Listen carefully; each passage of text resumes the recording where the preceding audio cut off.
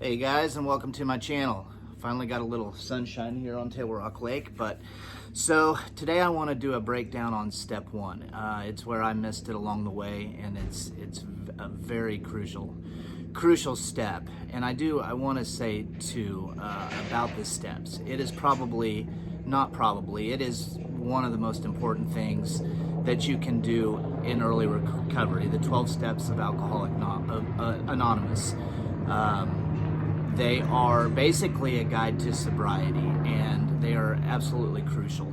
So, step one, admitted that we were powerless over alcohol or drugs, and then our life became unmanageable. So there's two parts to that step, and this is where I missed it. So usually when we go into a rehab setting or an AA meeting or whatever, that's pretty apparent that our lives have become unmanageable. But the first part of that admitted that we were powerless over alcohol or drugs and that our life became unmanageable. Well, it's easy to just read that and say, well, duh, I'm here, and then move on to the next step. Well, it's not that simple. The first part of that is where I missed it a few times. The powerless over alcohol or drugs. So what would happen to me is I would go through, the steps and have moments of clarity and all of that. And then I would want to pretend like the problem was fixed, it's over, let's move on with life. And it wasn't long, and I would have my power back, and whatever situation got me there in the first place was fixed. And so I thought I had power, and I thought I could have a few beers again, not a big deal. Well, that's the first part of step one, admitted that you are powerless over alcohol or drugs. And I guess I never truly admitted that to myself. I thought I could, take my power back and manage it. And, that's not the case. So, when I got clean this last time, I really did some digging. I wanted to know the root of the problem, meaning, why am I like this? Why have I had multiple failed attempts? What in the world is wrong with me? And so I did a lot of research, and I had read some books. Dr. Gabby, G-A-B-E, has got some phenomenal information out there, and it really, really, really lit some light bulbs in my head, and it helped me understand, what's going on. Looking back now, and now that I know, I didn't stand a chance. There was about 5 different things that happened to me in my childhood that really wasn't any of my doing. It was out of my control, that happened, that set me up for having addiction issues. A lot of these issues that I'm talking about, one of them would send people to have addiction issues. Well, I had about 5 of them, and I'm not, so I know now deep down it wasn't my fault. I was going to have to deal with this, and it was just in the cards.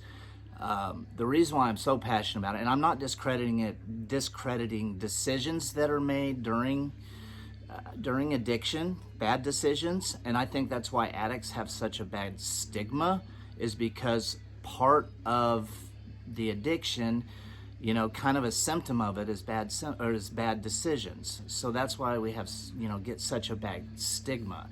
And that's why I'm so passionate about this, is it truly isn't an addict's fault that they're like they are. And so people will say the argument, well, it was your decision to have the first drink or drug. Well, okay, let's say drugs and alcohol were not in the equation at all. It would have been something else. It would have been food. It would have been work. There's issues that early on in development that happen to a person that manifest in different ways down the road. And that's the bottom line. Those books that I read were so valuable, and things that people wouldn't really think were that traumatic or that impactful, just because you don't really know any different, growing up. So it is what it is, and light bulbs really went off. But those and that's why addicts have such judgment against them. And that's what makes me so passionate about this. And I want to be a voice, for addicts and alcoholics, because it's not your fault. Those same people that are judging, that point fingers, that laugh, that say, you're an idiot, whatever, those same people need to look in the mirror, because a lot of them are dealing with their own issues, whether it be work, whether it be food. The thing is, you don't have quite the consequences, a dysfunctional relationship, but you don't have the consequences as an addict or alcoholic has. So, it's step one is crucial. All the steps are, though. And another thing, you'll hear in AA groups and meetings, wait a year before you start doing the steps. That is absolute crap. Because what happens is you get into recovery and then you take the drugs and alcohol away. Well, you haven't got to the root of the problem. You're still sick. Your brain's still sick. But now you don't have your medication, drugs and alcohol, to deal with those problems. So you're just sitting there an absolute wreck. So diving into the steps and doing them as quick as you can is my advice, 100%. Anybody that tells you that, go to a different meeting, or they're not a true alcoholic or addict or whatever. That I don't know, but don't take that advice. I think it's absolutely ridiculous. And another thing too, I can't stress how important the steps are, because a lot of times you'll go to AA meetings and there's people in AA meetings that have been going for years and haven't worked the steps. So to me, they're what we call a dry alcoholic. They're not truly happy. Those steps is where you find serenity, where you get to the root of the problem, where you get rid of those past traumas and all of those resentments. Because as addicts and alcoholics, we typically have a lot of resentments towards ourselves, towards other people.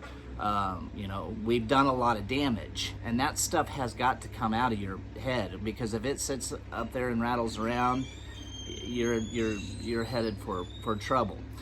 And I'm just telling you, because it's been a lifelong process for me, and hopefully I can tell you where I messed up and maybe keep you from having to. It took me a long time. I worked the steps probably 3 or 4 times and then would fall back. It's hard for somebody to admit that they've got a true problem that's gonna need daily maintenance forever. And there might be some people that can go through the steps and quit alcohol and drugs and then move on with their life. I'm not one of those people. My life is good right now, and I'm happier than I've ever been. That doesn't mean that I don't go through, I don't want that to sound all rosy. I have my issues, don't get me wrong, but true serenity and true peace I do have. So, but I still have to do daily, addiction and alcohol, and addiction has got to be on my forebrain all the time. I have to be well aware of that it is an issue. I need to do daily maintenance. If I start thinking wrong, I've got to be aware of it, stop it, find out where it comes from. And that sounds miserable, and it's not. It's truly not. It's not, but it's necessary for me to keep on the path. Doing this right here, it's hard for me to get on here and air out my stuff to the world, but I came through something most people don't come through. I took it to the depths of hell and near death. So there's got to be a reason for that, and knowing that I can't just shut the door on it and move on with my life like nothing ever happened. I might as well put this out there and, swallow my pride and not care about judgment. That's the biggest fear that I have is judgment, because of the stigma that alcoholics and addicts have in the world. And it's not fair. There's so much evil. People are just evil. I understand that I was not a great person or a good person when I was screwed up, and you probably weren't either, but let's fix it. That's not who I am. That's not who you are. Let's fix it. Let's get to the root of the problem and fix it. So anyway, I kind of went on a little rant there, but step one is crucial. Don't bypass it. Accept the fact that you may have to do daily maintenance for forever, but admitting that you're powerless over the chemical, once it gets in your body, then your thinking and your decisions are not like normal people's, and that's just a fact of life. So get over it.